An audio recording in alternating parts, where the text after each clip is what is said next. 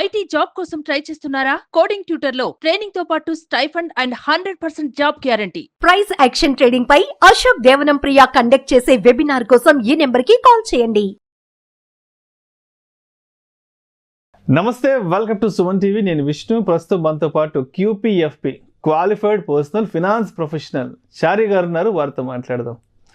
Sir నమస్తే. Sir చారి గారు నమస్తే అండి. సార్ చారి గారు, లాస్ట్ వీక్ మనం ఒక వీడియో చేసాం చారి గారు.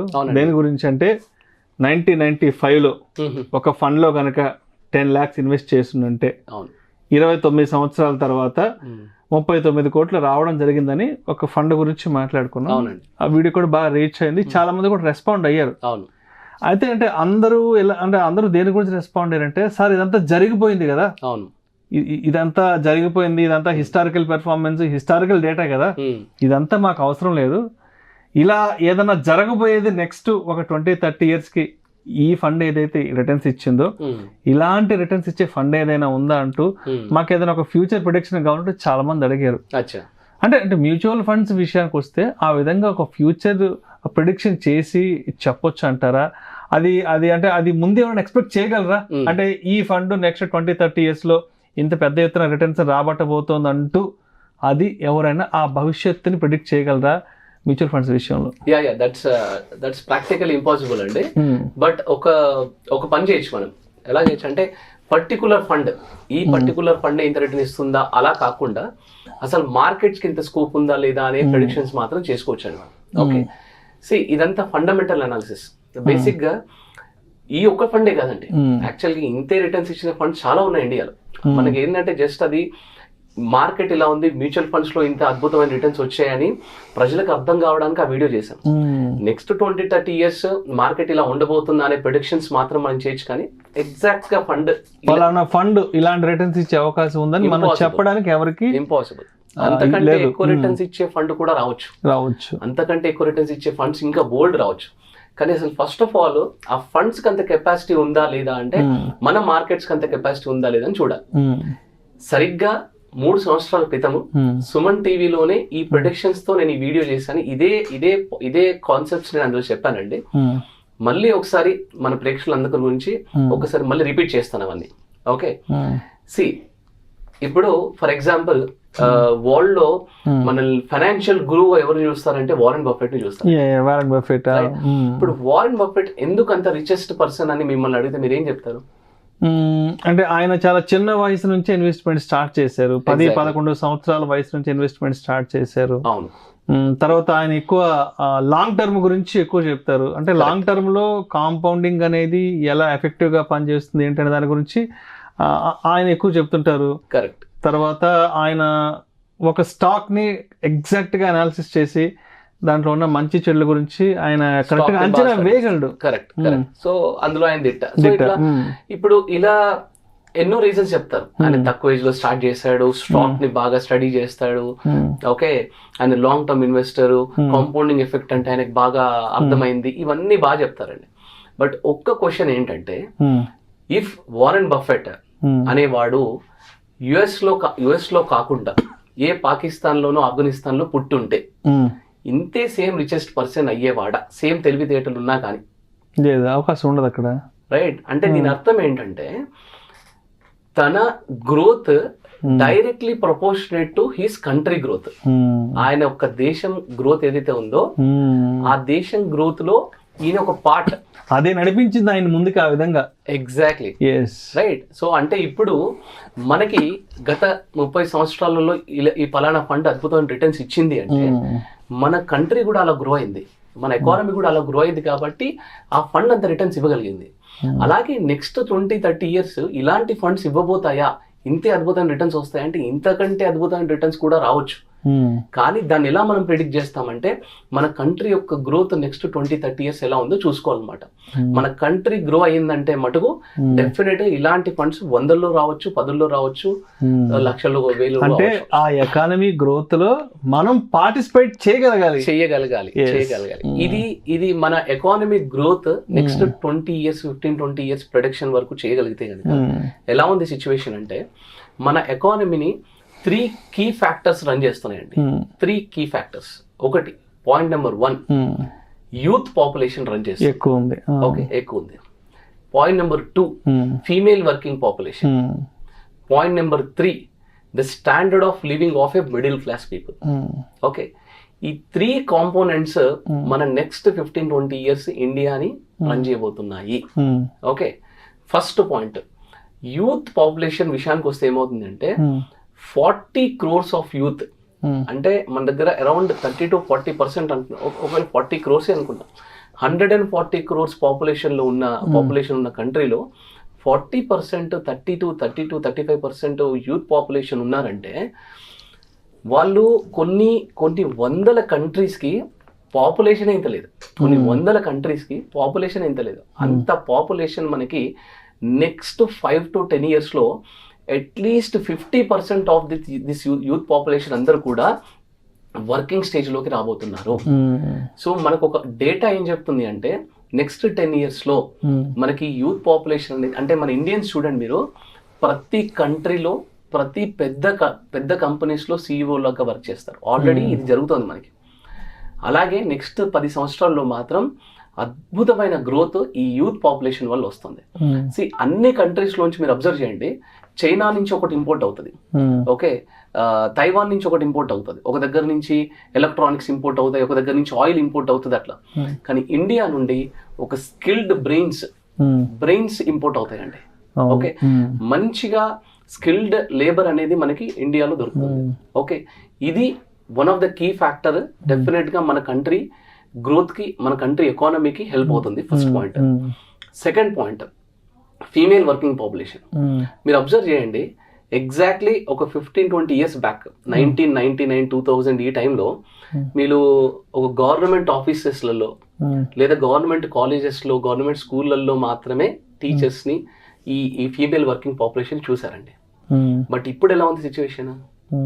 ఇప్పుడు ప్రతి ఆఫీస్లో ఫీమేల్ వర్కింగ్ పాపులేషన్, అంటే 20 ఇయర్స్ బ్యాక్ ఈ అదర్ కంట్రీస్కి ఫీమేల్ వర్కింగ్ పాపులేషన్ ఉండేది, బట్ ఇండియాకి లేదు.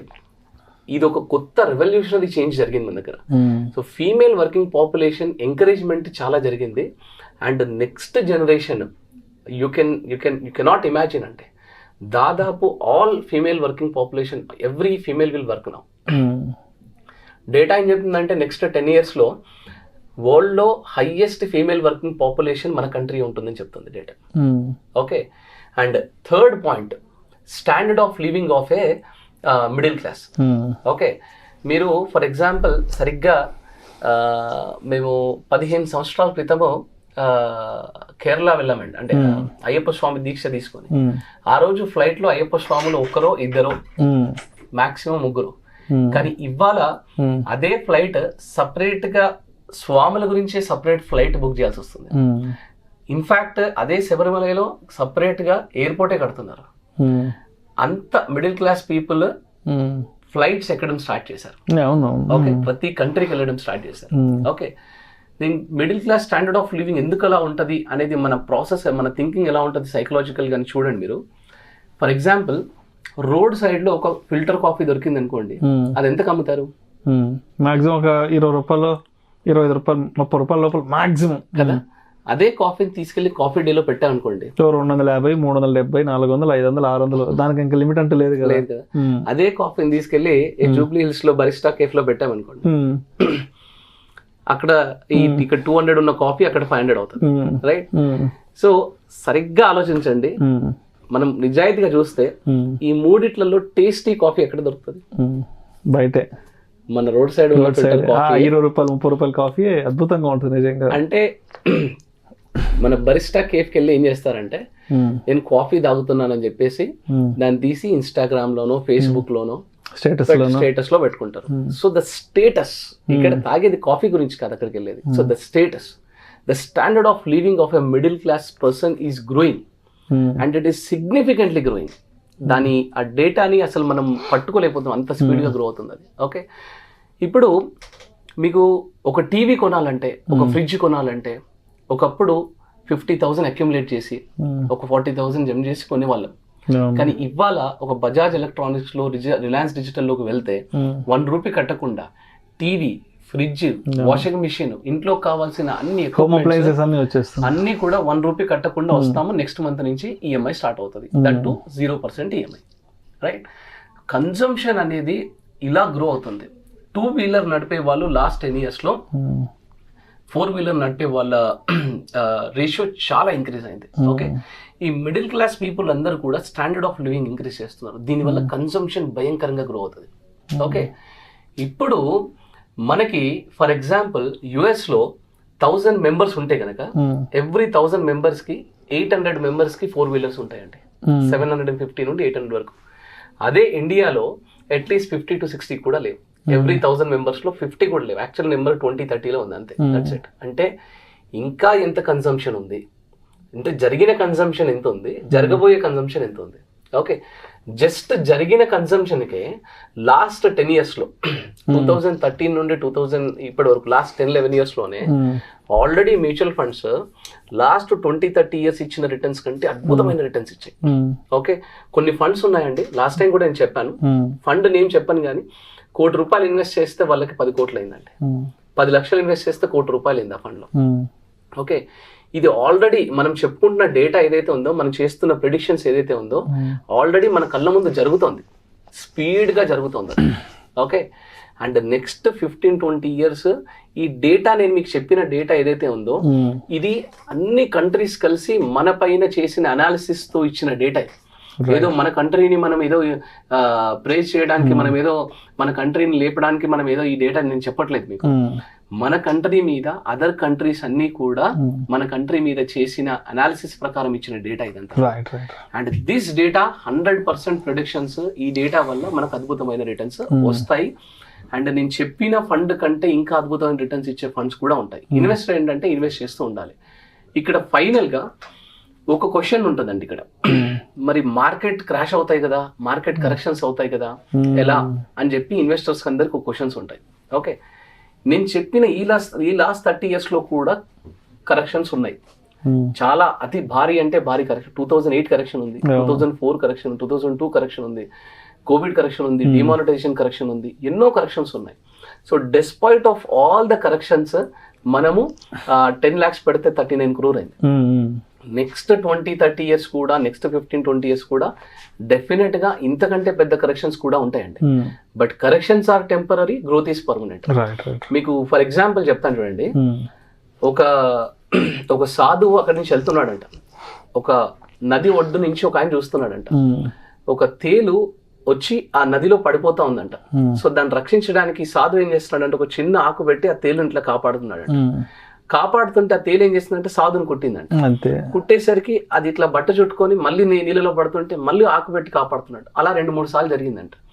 ఆ ఒడ్డుపై నేను చూస్తున్న ఒక వ్యక్తి, నీకేనా పిచ్చా బాబు, నువ్వేంటి అది కుడతా ఉంటే నువ్వు దాన్ని అలా కాపాడుతున్నావు అని చెప్పేసి, పట్టుకుంటున్నావు అది కాపాడుతున్నావు ఏంటి, అది కుడతా ఉంది, నేను నీకు అర్థం కావట్లేదు అని పైనుంచి తిడుతున్నాడు. సాధువు అన్నాడంట, కుట్టడం దాని వ్యక్తిత్వం, దాని స్వభావం, దాని లక్షణం, రక్షించడం నా లక్షణం, నా స్వభావం, ఇలా చెప్పాడంట. మార్కెట్స్ అనేవి కుడతానే ఉంటాయండి. మనము మార్కెట్ లో ఇన్వెస్ట్ చేసినప్పుడు లాంగ్ టర్మ్ లో మీ 10 లక్షలు 39 కోట్లు అవ్వాలి అంటే ఊరికే అవ్వదు. మీరు కూడా ఒక సాధువు లాగా మారిపోవాలి. కుట్టడం దాని లక్షణం. It's a nature of the market. ఎవరు చేంజ్ చేయలేరు దాన్ని. మార్కెట్ కరెక్షన్స్ అనేవి నేచర్ ఆఫ్ ది మార్కెట్, దాని తత్వం, దాని లక్షణం అది. As a investor long term invest చేయడం, గోల్ అచీవ్ అయ్యే వరకు ఇన్వెస్ట్ చేయడం, మీ డబ్బులు ఎక్కువ రిటర్న్స్ రావాలి, కంట్రీ యొక్క గ్రోత్ మీరు తీసుకోవాలంటే మీరు సాధువులాగా మారి మీ లక్షణాన్ని మార్కెట్ కరెక్షన్స్ కి అతీతంగా మీరు ఇన్వెస్ట్ చేసుకుంటూ వెళ్ళాలి. కన్సిస్టెన్స్ గా ఇన్వెస్ట్ చేసుకుంటూ వెళ్ళాలండి, అప్పుడే వస్తుంది. సో ఫైనల్ గా మీరు అడిగిన క్వశ్చన్ కి ఆన్సర్ ఏంటంటే 100% ఈ ఫండ్ ఉందా అని చెప్పలేం, కానీ ఇలాంటి బోల్డ్ ఫండ్ వచ్చే అవకాశం ఉంటుంది. So but as a investor మీరు సాధువులాగా మారిపోయి లాంగ్ టర్మ్ ఇన్వెస్ట్ చేస్తూ ఉంటే మటుకు డెఫినెట్ గా రిటర్న్స్ వర్కౌట్ అవుతాయండి. Thank you so much sir గారు. థ్యాంక్స్ అండి.